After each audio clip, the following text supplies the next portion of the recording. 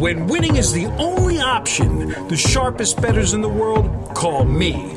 Not because of what I know, but who I know. And the results, well, they speak for themselves. But talk is cheap. So let me show you. The Syndicate Insider Show starts now. You saw me? Last time you saw me, I was hanging with Kenny White on the top of the Green Valley in Henderson. For all you guys know, that's Henderson, not Vegas, outside of Vegas. Now I'm back. As you see, I'm wearing orange. As you see, the speakers are orange. As you see, wait, hold up. Let me see if I back up. Back up. What do you call these things? Yeezys. No. But what model is it? It's the, what those? Yeah, those are the. They got some fancy name on them. Everything's orange. So here's what you gotta. Where's Mike at? Mike, walk over there. I'm gonna just sit and chill. It is now officially football season, almost. But tonight we got a CFL game.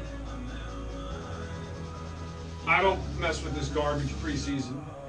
You'll see a lot of people on videos talking about how easy it is, preseason that, blah, blah, blah. Yeah, the Ravens win every preseason. I am not going to risk my money when there's an absence of real play, when the games don't matter. But what I will tell you is we didn't play one. We didn't play two. We've already played 3 NCAA football games. Do you hear me? We've played 3 NCAA football games. September 2nd, right. August 31st. You got to get them and bet them if you want them. You have to understand, we are about beating the number. Everybody will tell you they have connections. I was driving to the office today. I can't say I was driving to work. You know why? Because work is something you do to earn a living, and then when you're done, you're looking ahead and living for 2 days out of the week. You're living for 8 days a month. You're living for Saturday. You're living for Sunday. I don't work. I'm very blessed because I have done the same thing, not for 10 years, not for 20 years, and not even for 30 years. 31 years. Now I was thinking about this on the way to the office because I don't work. I live to work and I work to live. They're intertwined, they're one and the same.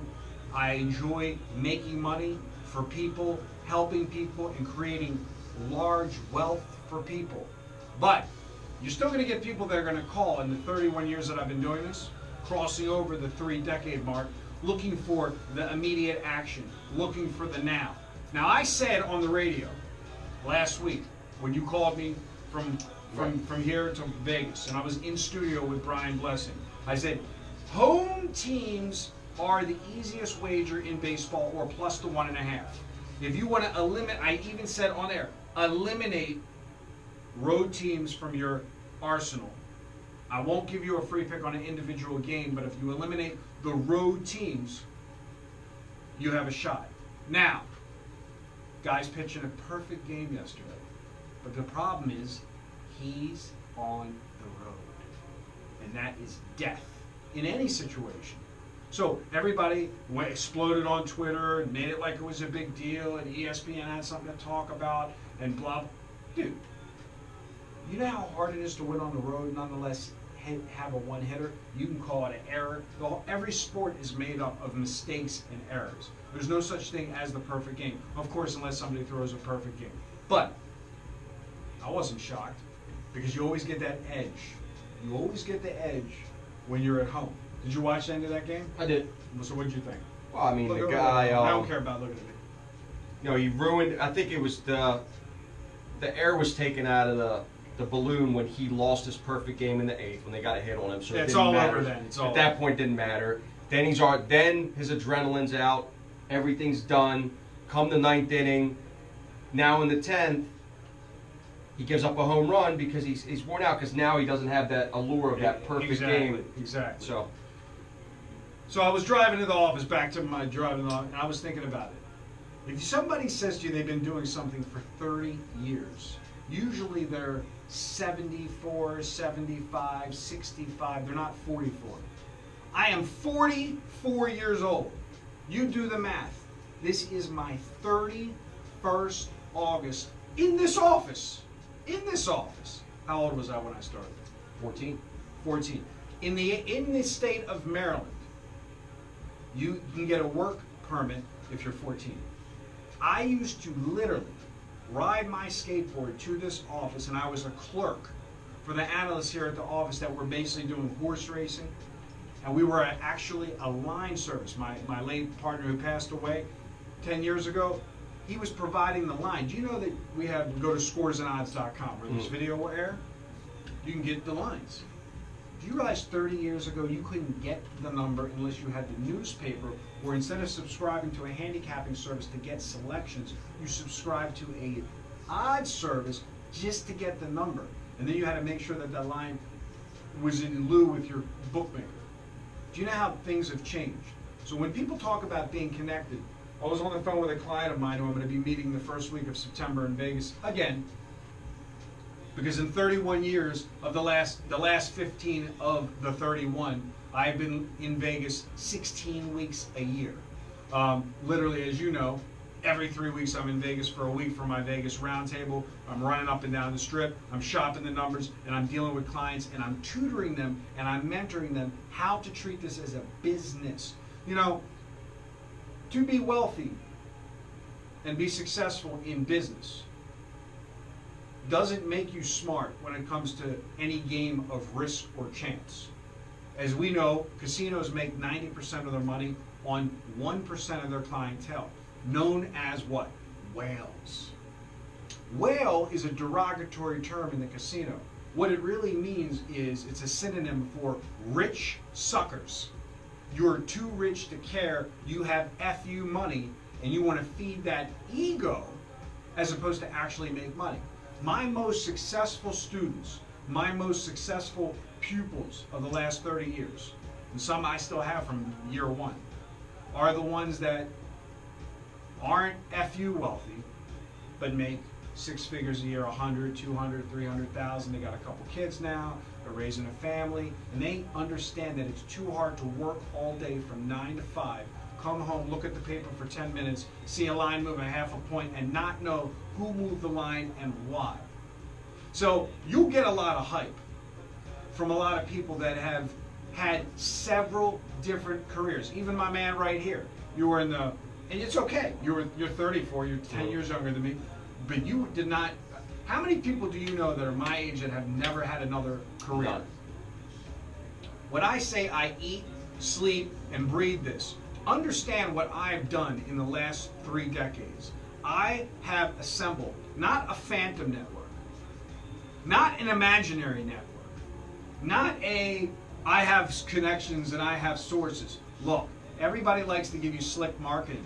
You want to listen, listen, listen. If somebody can't show you another live human being on video, or you can't listen to that live human being on radio, just saying I have a source could be his quarter in his hand. When I tell you, people that are featured on A&E Network, people that are featured on the History Channel, people that are featured on 60 Minutes, break bread with me, I then come and I do videos with the Brian Blessing, the Kenny White, the Dominic Larigio. Am I leaving anybody out?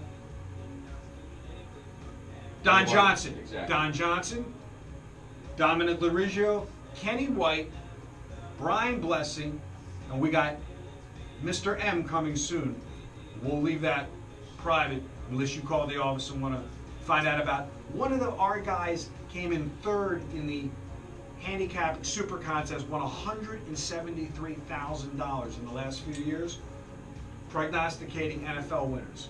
He lives in Las Vegas full-time, does nothing else for a living but wagers on sports, and is considered one of the sharps of the sharps. He has what's called a once-a-day walk-up limit. That means you get one shot at the number, and you know they don't care about the money. You must play and be done. There's no buybacks, there's no coming backs. They don't even want him in there. Some places have this guy banned altogether. Now you're going to see a lot of people on YouTube videos, and again, I've met this guy too. A lot of people, they want to have mystique. They want to call themselves the most successful gamblers in the world. They want to sell a fairy tale. And that's fine. My job is not to tell you I have contacts and I have sources. My job is to educate you and teach you how these sources make a living wagering on sports with managed risk, and the question is, do you want to follow in their footsteps? Or do you want to have somebody tell you they're the greatest, and when what you're really only worried about is 1 game, 2 games, 3 games, you're worried about calling Mike up and saying, Mike, what can you show me what you can do this week? As if it matters. As if win-loss percentages matter to any professional bettor. No one cares about win-loss percentages. So I had one of those clarifying moments driving in, like 31 years. Think about you. You're watching this video. You might have been wagering 31 years. You might be 20, so it's moot. But let's say you're 45, you're 50, you run a successful business, you make 6 figures. Are you the whale? Are you the guy that gets the thing in the mail from the Mirage or from this casino or that casino, and they say, come, get a free room? Because if you get a free room, you're a sucker. That means you're a rated player. Rated players are suckers. They're more worried about the free buffet they're going to get than the $200,000 they lost last year wagering on the tables. You know, I play Baccarat. Mr. John, can I have your card? No, I'm good. I call up, what's the rate for the hotel? Boom, I pay. Don't do me any favors. I want to get in, I want to get out, I want to make my money in the sports book or make my money at the Baccarat table. So, understand what I bring to the table after 31 years. I'm not the world's most successful sports bettor. I'm not the world's greatest handicapper. In 31 years, I can tell you I do a lot more financial trading and apply that to the sports markets than I ever care about fantasy or, you know me, I've never joined a fantasy league. And I don't care about players. I don't care about following their careers. I wasn't a guy that collected baseball cards when I was a teenager, because when I was 14 years old, I was here. Understand that nobody cares who's sharp that football's starting next week, because they've already been betting football now. You can go to the Golden Nugget. My man Tony Miller has lines up on the games now.